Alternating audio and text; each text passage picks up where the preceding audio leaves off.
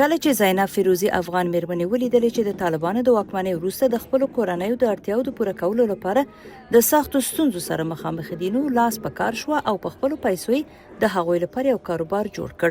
زینب د غالۍ اوبدلو په یوې تصدۍ کې د کار کولو نه 300 امریکایي ډالر لاسته راوړل او په دې پیسو یې کوچنۍ پانګونه وکړه.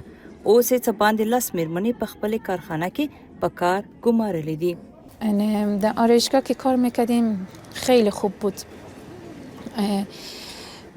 پیسش هم خوب بود. مثلا میتونستیم یک روز جور کنیم 5000 3000 یا 6000 7000 بگیریم، اما اینجا که ماه پوره که کار کنیم اون نمیشه. مثلا که خیلی که کار کنیم ماهی 5000 اینا، از او بیشتر نمیشه.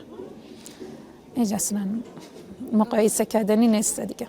په هرات ولایت کې د سوداګرۍ له لارې 29 کلنې زینب د خپل شپږ کسیزې کورنۍ لپاره د کور ټول لګښتونه پوره کوي. د هغې میړه کارګر دی. د طالبانو تر واکمنۍ مخکې ښځو د عامه سکتور د کارکوونکو 26% برخه جوړوله، چې دا شمېر د ملګرو ملتونو په وینا په اغیزمنه توګه 0 ته راټیټې شوې ده.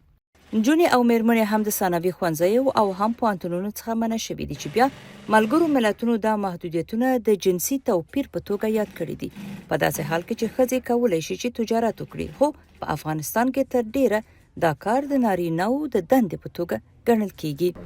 با برادرام باز اونا به درس خود چون در بریم دخترها بستش در مکته، باز برادرام میگم درس بخونم اونا به جای برسم باز ما کار میکنه به جای نه.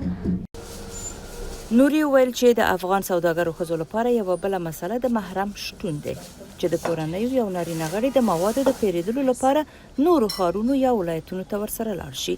دا په داسې حال کې ده چې له 40 کلونو پرلپسې جګړو وروسته ډېرې افغاني میرمنې کونډې شوي او ډېرو نورو یې نارینه خپلوان له لاسه ورکړي دي. در فامیل خو 8 نفر تعداد هستند که باید، یعنی اونا نانخور خانواده هستند.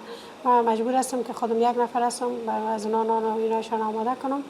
بر علاوه که 8 نفر فامیل خودم است، به تعداد 12 نفر خانمایی که همراه ما کار میکنن همکار هستند. اونا هر کدامشان 4 نفر 5 نفر، یعنی در خانه طفلایشان است یا همراه خودشان شاید 6 7 نفر شود.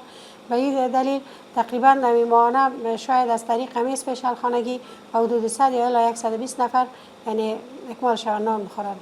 که څه هم د محمدي په څیر کاروبارونه د ژوندانه یوه برخه ده، خو معاشونه یې له 15,000 څخه تر 14,000 افغانیو پورې رسیږي، چې د کورنۍ ټول لګښتونه نشي پوره کولی او ډېرې ښځې لا هم له اقتصادي ستونزو سره مخ دي. بازار خوب نیست برای خانم‌ها. مثلا ما مارکتر خانم نداریم در بازار برن بر خانم‌ها کار کنن و بر خانم‌ها فعالیت و کسب و کار پیدا کنن یا بازاریابی کنن که بتونن محصولش فروخته شود. سابق پیش از تحولات خانم‌ها بودن که میرفتن مارکتینگ میکردن، بازاریابی میکردن، بر خانم‌ها باز میبودن مسئول خود میفروختن. او را ندارن. متضررین زیاتر خانم‌ها بودن. از اون لحاظ مشکل دوم محرم که خانم‌ها باید امرای محرم خود به ولایت‌ها مثلا به سفرهای بیرون برن به خاطر کارکرد خود یا به خاطر قرارداد، مشکل دومیشان یې است. د خپل کورنۍ سره د مرستې او ټولنیز کولو لپاره د ځای درلودلو سربیره ځینو میرمنې ویل چې کار دوی ته د هدف د ترلاسه کولو احساس ورکوي. رڼا دوراني غورځنګ، د امریکا غږ، واشنگټن.